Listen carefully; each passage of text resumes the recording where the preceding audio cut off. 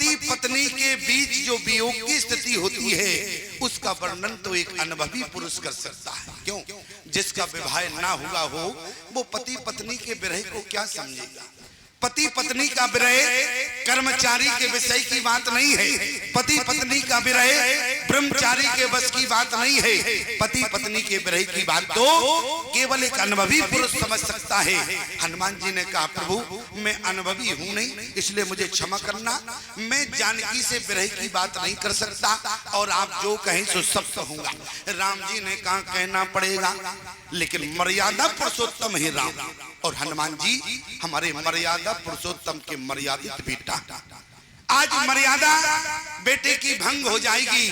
बेटा अपनी माँ से जाके कैसे कहेगा कि माँ एक पिता तुमको बहुत याद करते, और यदि बेटा ऐसा कहेगा तो क्या बेटे की मर्यादा रहेगी?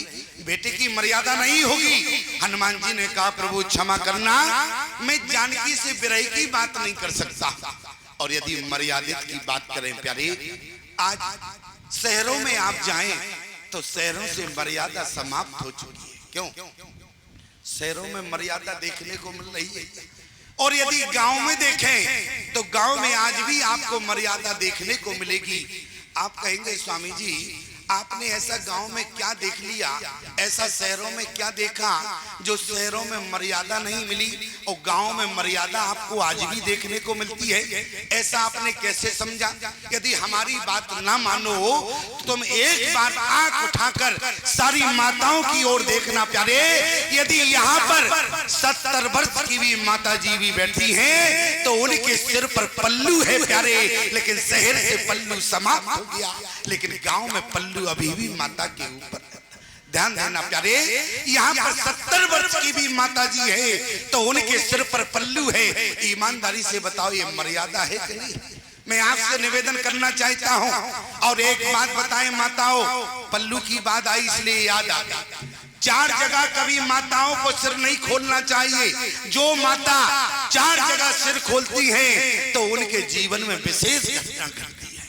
कौन? एक तो कभी किसी के यहाँ मौत के समय जाओ जहाँ गमी का माहौल हो तो उस समय माताओं को सिर खोलकर नहीं जाती है। क्यों? आप विचार करना कि भी चाहे मायके में क्यों ना जाना हो तो उस समय माता, मैं आपसे निवेदन करूं कि आपको कभी सिर खोलकर नहीं जाना। और जहां बेटा या बेटी का जन्म हो, सूतक लगा हो, वहां भी माता को सिर खोलकर नहीं जाना। जो माता गमी में सिर खोलकर जाती हैं तो उनके जीवन में पति की हानि होती है, और जो सूतक में सिर खोलकर जाती हैं तो उनके जीवन में संतान को रोग आते हैं। और आपको किसी मंदिर में जावे तो वहां आपको सिर खोलकर नहीं जाना।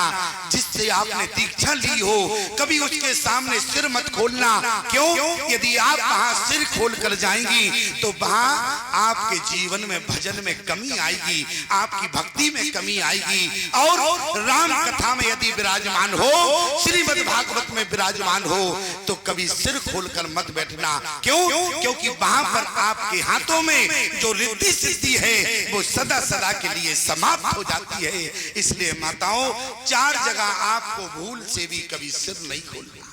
ध्यान देना, 4 जगह आपको भूल से भी कभी सिर नहीं खोलना है। और मैं आपसे कह ही रहा था प्यारे, गांव में आज माताओं के सिर पर पल्लू है। देखो जैसे ही हमने पल्लू की बात की तो जिनके नीचे भी थे अब उनके भी चढ़ गए। जैसे ही हमने पल्लू की बात की उन्होंने कहा ऐसा ना हो स्वामी जी की नजर हमारे ऊपर चली। आप लोग बिल्कुल निश्चिंत बैठो, बस थोड़ी दूर का दिखता है हमको, इसके आगे का नहीं दिखता है। इसका मतलब ये नहीं है कि तुम लोग समझ लो कि महाराज जी की आंख में क्या मोतियाबिंद आ गया। अरे मोतियाबिंद हमारी आंख में क्यों आएगा? मोतियाबिंद, अच्छा तुम्हें पता है मोतियाबिंद किन की आंख में आता है? जो आरती का दर्शन करके नहीं जाते हैं उनकी आंख में मोतियाबिंद आता है। क्यों? बोले आरती लेंगे तो 10 का नोट चढ़ाना पड़ेगा। अच्छा ये बताओ, आरती लोगे तो 10 का नोट चढ़ाना और मोतियाबिंद आ गया तो 50,000 चढ़ाना पड़ेगा। क्यों? ध्यान देना प्यारे, कभी किसी कथा में जाओ बिना आरती के दर्शन के मत लौटना। और मैं आपसे निवेदन करूं, बोले बहु प्रकार सीते समझायो, केवल भी रहे बेग तुम आयो, मर्यादा की बात। आज हनुमान जी महाराज मर्यादा पुरुषोत्तम राम के मर्यादित बेटा बनना चाहते हैं और मर्यादा की बात करें, शहर और गांव की बात चल रही थी प्यारे। एक बार क्या हुआ, एक चेले ने हमको विवाह में बुला लिया। वैसे तो महात्माओं को विवाह में जाना नहीं चाहिए, क्यों? इसलिए नहीं जाना चाहिए। आप कहेंगे क्यों नहीं जाना चाहिए? अरे राम जी की बारात में तो सबसे ज्यादा दाढ़ी वाले गए और आप कहते हैं विवाह में नहीं जाना चाहिए। इसलिए नहीं जाना चाहिए, मान लो आपने मुझे विवाह में बुलाया और कहीं हमारा ही मन हो गया, हमारा भी विवाह करवाओ, तो विडंबना खड़ी हो जाएगी कि नहीं? और मान लो कहीं हमारा मन नहीं हुआ, तुम्हारा बेटा ही बिगड़ गया, हमें तो बाबा होना है, तो क्या करोगे उस समय? समस्या खड़ी हो जाएगी कि नहीं? बोले मुकदमा कायम हो जाएगा तुम्हारे ऊपर। याद रखना, बारात लेकर गए और बिना ब्याह के लौट लाए तो मुकदमा हो जाएगा। देखो मैं आपसे निवेदन कर रहा हूं, इसलिए बोले यदि शहर और गांव की बात करें तो मर्यादा देखने को गांव में है, शहर की मर्यादा। एक दिल्ली का चेला था, उसने हमें शादी में बुला लिया। अब हम जैसे तैसे उसके शादी में पहुंचे, दिल्ली जैसे महानगर की बात रही, और जैसे ही हम गए तो क्या था, बोले वर वधू का श्रृंगार एक जैसा था। वर वधू का श्रृंगार एक जैसा था। कैसा? बोले लड़के की मूछ तो बिल्कुल साफ थी, लड़के के चेहरे पर मूछ नहीं थी, और मूछ नहीं थी। और क्या था? बोले दूल्हा भी पगड़ी रखे था और लड़की भी पगड़ी रखे थी। अब हम समझ न पावे इनमें कौन वर है कौन वधू है, समस्या में घिर गए, किसको आशीर्वाद देवे? आप कहें क्या समस्या में घिरे? अरे आशीर्वाद दे देते। आशीर्वाद कैसे देवे? मान लो सौभाग्यवती का आशीर्वाद देना है और हम वर से कहें सौभाग्यवती रहो, तो वो कहेगा बाबा जी दिमाग खराब है क्या आपका, हमको आशीर्वाद दे रहे हो सौभाग्यवती का? समस्या और बड़ी हो गई। तो अब हम तो विचार करते रहे, 15 मिनट खड़े रहे प्यारे, लेकिन हम वर वधू को समझ नहीं पाए। दोनों का मेकअप एक जैसा था, वेशभूषा एक जैसी थी, वो भी पैंट शर्ट पहने थे, लड़की भी पैंट शर्ट पहने थी प्यारे। और नीचे एक खड़े थे भाई साहब, बढ़िया कोट पैंट में थे, टाई लगाए थे। हमने कहा इनसे पूछ लिया जाए इनमें वर वधू कौन है, तो आशीर्वाद कन्फर्म करके दिया जाए। और जैसे ही हमने कहा भाई साहब, तो उन्होंने नीचे से लेकर ऊपर तक हमको देखा। बोली भाई साहब? किसको भाई साहब कहा? बोली मैं भाई साहब हूं।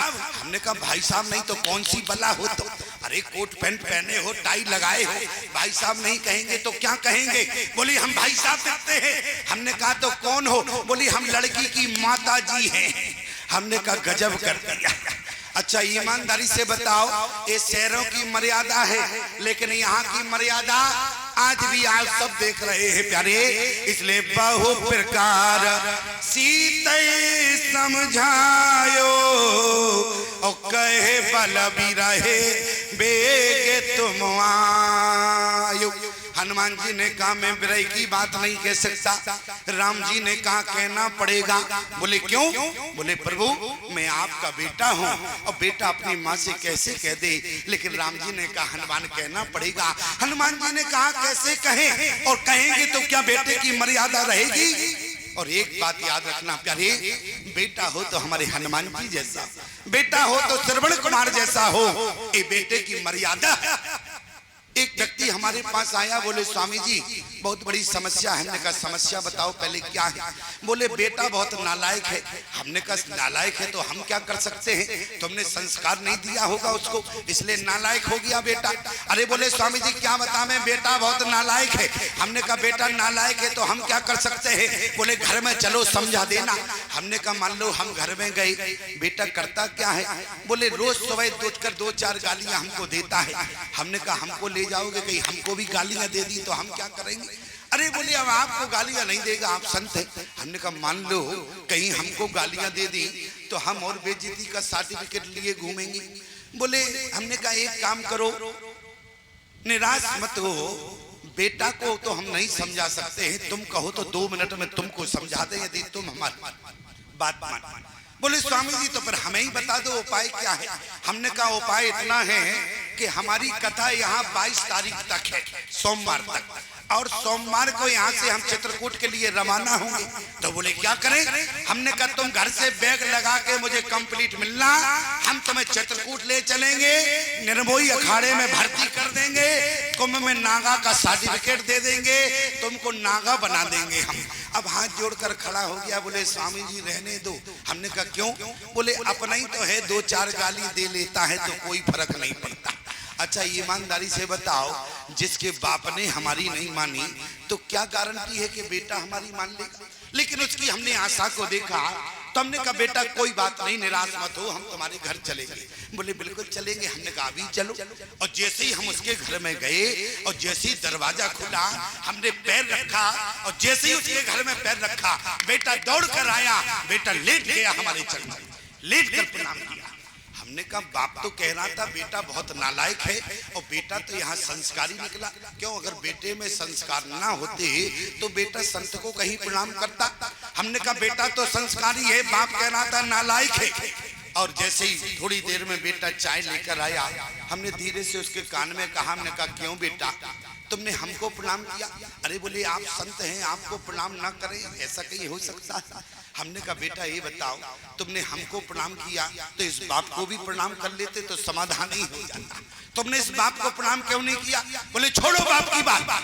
हमने कहा बाप की बात छोड़ो? अरे हमने कहा बेटा ये तुम्हारे पिता हैं, तुम्हारे बाप हैं। बोले ये बाप नहीं, ये तो हमारे जीवन का पाप है। हमने कहा पाप है? अरे हमने कहा बाप को बाप कहा जाता है, तुम तो आपको पाप कह रहे हो। हमने कहा बेटा ये बाप हैं और आज तुम्हें इनको प्रणाम करना चाहिए था। बोले स्वामी जी क्या बतावे, मैंने जीवन भर इनको प्रणाम किया। हमने कहा बेटा फिर अब क्यों प्रणाम करना बंद कर दिया? अरे बोले स्वामी जी मैंने पूरे जीवन भर अपने बाप को प्रणाम किया, अब हम खुद बाप बन गए तो बाप बाप बराबर हो गए, बाप पद इनके पास, बाप पद हमारे पास, अब प्रणाम इनको क्यों करें? हम समझ गए ये बेटा जो है वो बुद्धि से हीन है, ये बेटा नहीं, ये तो इनके जीवन का चपेटा है। अच्छा बेटा होता तो कहीं ऐसी बात करता क्या? आज हनुमान जी ने क्या कहा? बोले बहु प्रकार सीते समझायो, केवल बिरह बेग तुम आयो। हनुमान जी ने कहा प्रभु निवेदन कर देंगे। और आज हनुमान जी महाराज ने कहा प्रभु यदि बिरह की बात कहना है तो आप हमारे साथ लंका में क्यों नहीं चलते हो? राम जी ने कहा हनुमान अभी हम नहीं जाएंगे। हनुमान जी ने कहा हम आपको लेकर जाएंगे। राम जी बोले कैसे ले जाओगे? बोले ये तो हमारे ऊपर छोड़ो, मैं आपको लंका में लेकर जाऊंगा। अच्छा कितने लोग ऐसे हैं हाथ उठाओ। हनुमान जी महाराज लंका में राम जी को लेकर गए। हनुमान जी महाराज लंका में राम जी को लेकर गए। कितने लोग हैं हाथ उठाओ जरा समर्थन देके। हाँ हाँ अच्छा तो बाकी के लोग क्या मानस को पढ़ते नहीं है क्या? ध्यान देना हमारी बात पर। प्रमाण क्या है? बोले यह कहना अरे सभी न कहे माता और हर से चले धर रघुनाथा। और लंका में जाके प्रमाण भी मिला। प्रमाण क्या मिला? जानकी ने पूछ दिया हनुमान जी ये बताओ तुम राम जी के दूत हो? हनुमान जी ने कहा हाँ मैया। तो हनुमान जी से जानकी ने क्या कहा? सहज बहन सेवक सुखदायक कबहु की सूरत करत रघुनायक। हनुमान जी ने कहा कहो प्रभु यदि आज तुम्हें लंका में न लाते तो ये आज हनुमान लंका में आके फंस गया। और हनुमान जी ने कहा देखा? दोहे का संकेत क्या है? बोले रघुपति कर संदेश प्रमाण मिला। बोले रघुपति कर संदेश अरे सुन जननी दरदीर से कहे कपि गद गद भयो और भरे बिलोचन नीरा। हनुमान जी महाराज गदगद है। और गदगद में स्थिति क्या होती है? बोले नेत्रों में अश्रु होता है, कानों से कुछ सुनाई नहीं देता, आंखों से कुछ दिखाई नहीं देता। हनुमान जी गदगद है। कौन बोला? बोले कहे वो राम। प्रमाण मिला। बोले कहे वो राम वियोग तब सीता मोकौ सकल भये विपरीता। कुछ लोग कहते हैं कि हो सकता हो कि गोस्वामी जी से त्रुटि हो गई। क्यों? अच्छा त्रुटि किस बात की? बोले कहो राम, यहाँ लिखना था बोले कहो कपि, लेकिन क्या लिख दिया? राम लिख दिया। लेकिन गोस्वामी जी से त्रुटि नहीं हुई। एक बार त्रुटि हो सकती है लेकिन पुनरावृत्ति नहीं होती है। अगले वाली पंक्ति में क्या लिखा? तत्व प्रेम कर अरम में तोरा, जानत प्रिया एक मन मोरा। जानकी से कहा प्रिया एक मन है। और ईमानदारी से बताओ प्रिया कौन कहता है पत्नी से? क्यों?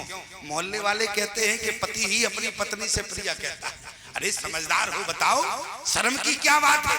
यहाँ क्या प्रिया बोलना है? यहाँ इशारा ही तो करना है। बताओ पत्नी से प्रिया मोहल्ले वाले कहते हैं या पति कह सकता है? पत्नी से प्रिया केवल पति ही कह सकता है। और सिद्धांत क्या कहता है, मर्यादा क्या है? बोले अपनी पत्नी से प्रिया कहने का अधिकार केवल पति को होता है। वो भी कब? जब वातावरण एकांत का हो तब पत्नी से प्रिया कह सकते हैं। मर्यादा क्या है? बोले सुना हो प्रिया प्रतिलोचन सुशीला। लेकिन प्रिया कब कहा? बोले लक्ष्मण गए बनई जब, अरे कंद पल लेना। उस समय राम जी ने प्रिया कहा। और यहाँ हनुमान जी महाराज गदगद है, मुँह नयन के तऊ को नाही। कौन बोल पड़ा? बोले कहे राम अरि वियोग तब सीता, अमोकं सकल भय विपरीता। तत्व प्रेम कर अरम में तोरा, जानत प्रिया एक मन मोरा। देखो प्रिया केवल पति ही पत्नी से कहता है। और हमारी बात पर यदि विश्वास ना हो तो कहीं किसी दूसरे की पत्नी से प्रिया कहकर देखना, तो 50 चप्पल पड़ेगी। हो सकता है कि मुकदमा भी दर्ज हो जाए। क्यों? देखो हमारे वकील साहब जी बैठे हैं, सरनाम सिंह डमरास वाले, जिनके यहाँ हमारा उरई में निवास है। ये हमारे शिष्य भी हैं, बेचारे दिन भर सेवा करते हैं। बोले स्वामी जी मुसवरिया वालों को आपने पिछली वर्ष सौभाग्य दिया, इस वर्ष हमको सौभाग्य दे दें। ध्यान रखना प्यारे, इनका जैसा भाव है। और मैं आपसे निवेदन करूं, यदि संत की सेवा यदि जीवन में मिल जाए तो अपने आप को भाग्यशाली मत मानना बल्कि सौभाग्यशाली मानना। प्यारे संत की सेवा यदि करने का अवसर मिले, आप सब लोग भाग्यशाली हैं, सौभाग्यशाली है। क्यों? आप भाग्यशाली तो तब थे जब घर से चले और यहाँ आकर आपने संत श्री अमरदास जी का समर्थन किया, तो आप सौभाग्यशाली बने प्यारे। आपके दान से, आपके धन से। और एक बात याद रखना, हाथ उठाकर दान करना चाहिए यज्ञ में आकर। आप कहें क्यों?